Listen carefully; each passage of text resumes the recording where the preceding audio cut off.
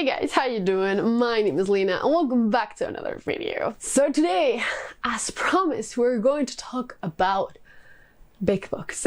So I've done one of these in the past. I will link it up here.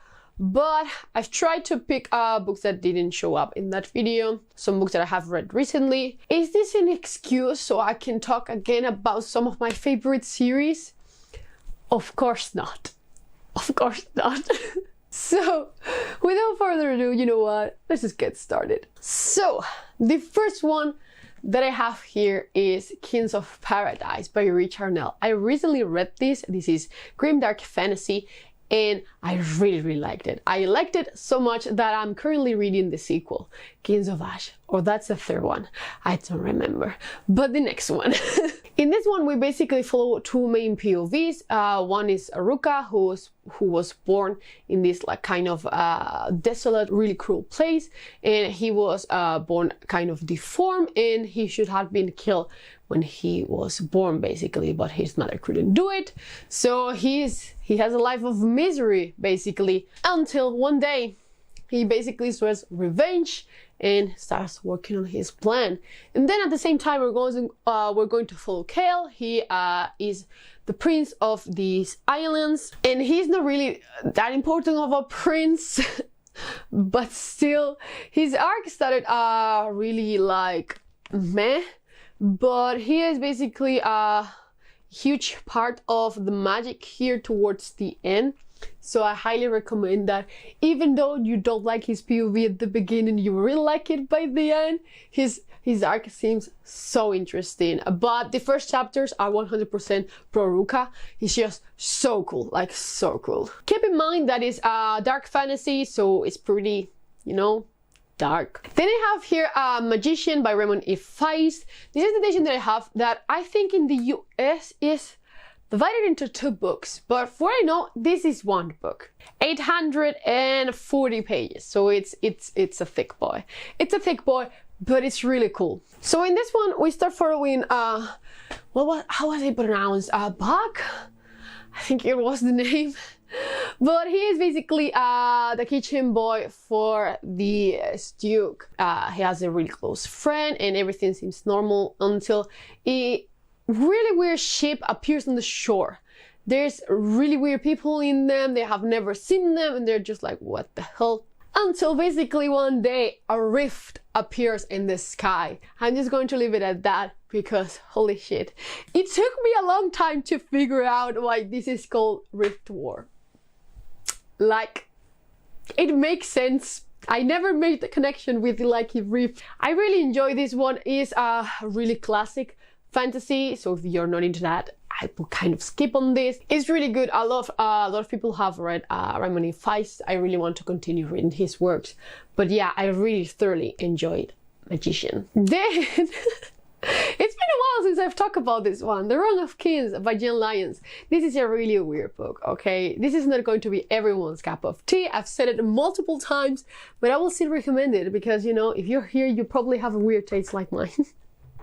So yeah, but basically in this one we follow Kieran. He is the bastard son of this lord, but the cool thing is that when we start, basically Kieran is imprisoned and he is telling how he got there to his jailer, who is a weird creature called the Mimic that can basically turn into everyone and steal their memories.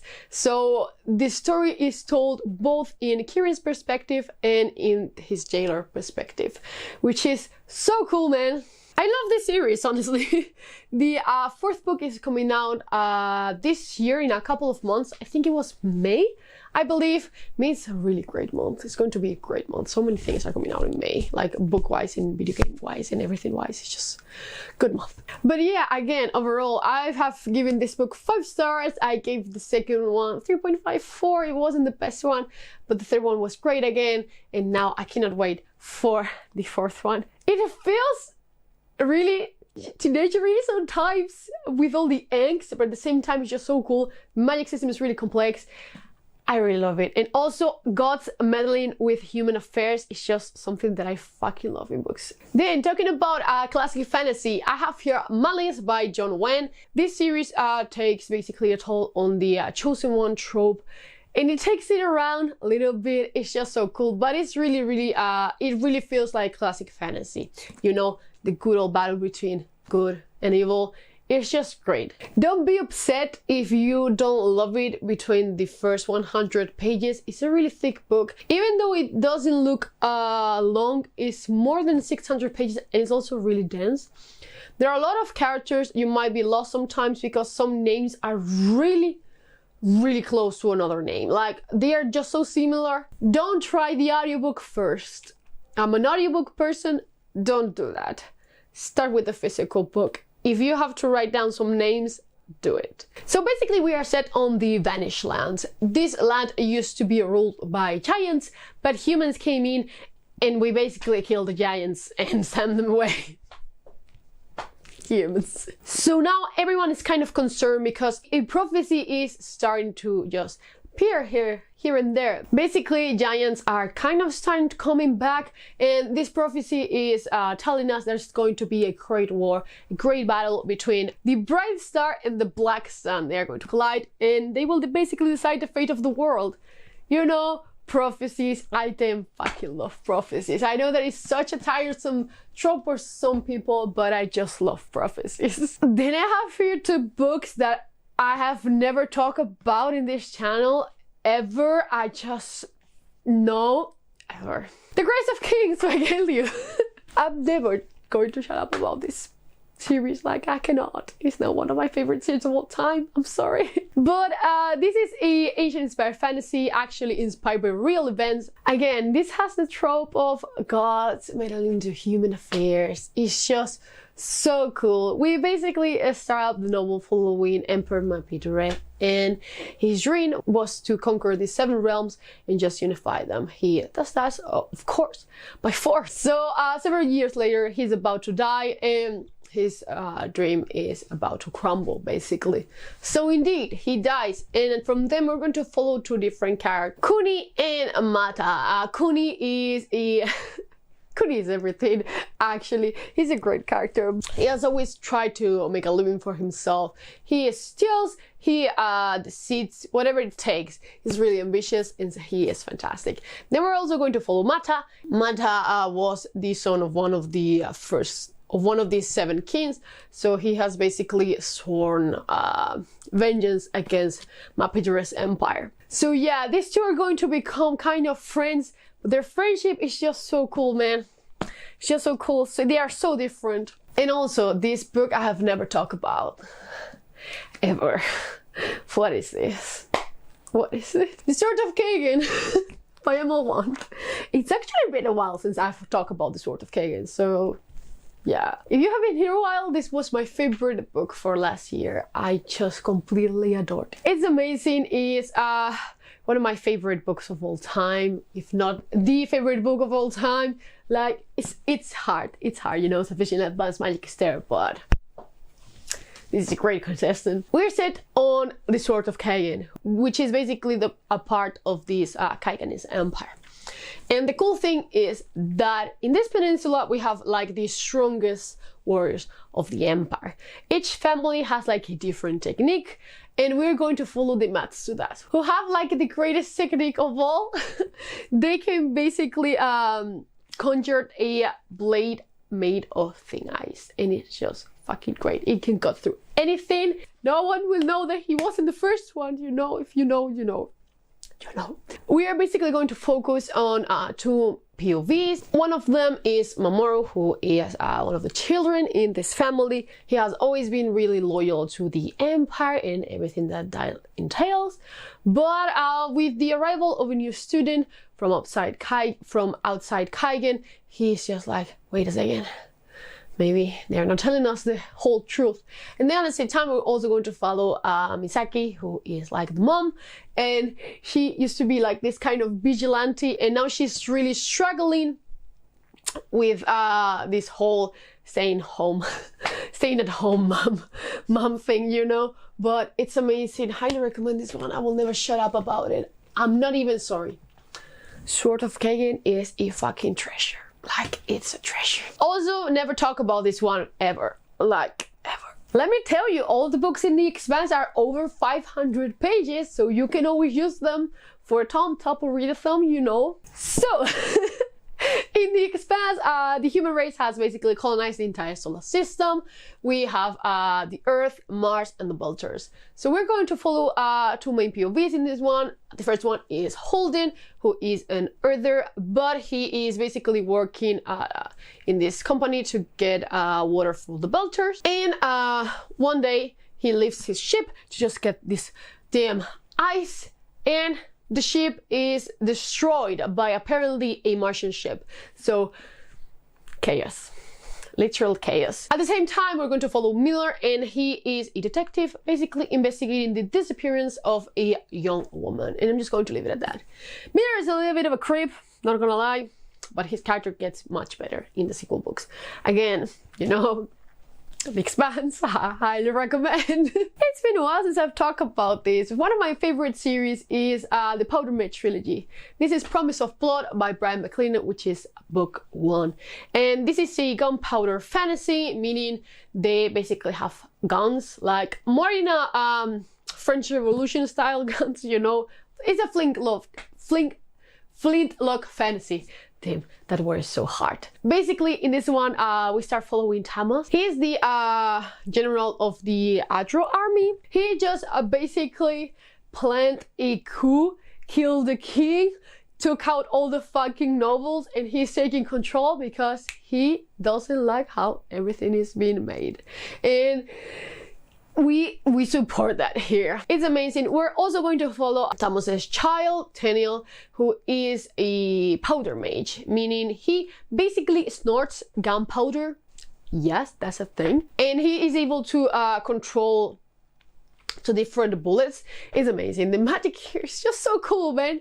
We're also going to follow holy shit, I just forgot the name, but he's also an investigator and he's trying to figure out everything that is going on Adro. So cool, man. There's so many different magic systems in here. That's the thing that I love the most. The world magic systems, the gunpowder thing is just so cool. We have powder mages, you know, snort gunpowder, give them powers. We also have like your typical elemental mages, and it's so cool because they have to use these gloves to do magic. It's just so cool. We also have like kind of voodoo blood type of magic. So cool, man, so cool. I love these 3 books. My favorite one is the second one, the Crimson Campaign. Love them. They're also really heavy on action and on court and political intrigue. I just fucking love them, basically. We're getting to the end here, don't worry. A few science fiction books here. So the first one I have here, Velocity Weapon by Megan E. O'Keefe. This is a really very well-known book in this channel. Yes, I'm just trying to force myself to read the sequel, finally, okay? Just don't judge me. So basically here, we follow again 2 POVs. I just love dual POVs. I just really like that. But the kind of main one at the beginning is Sanda.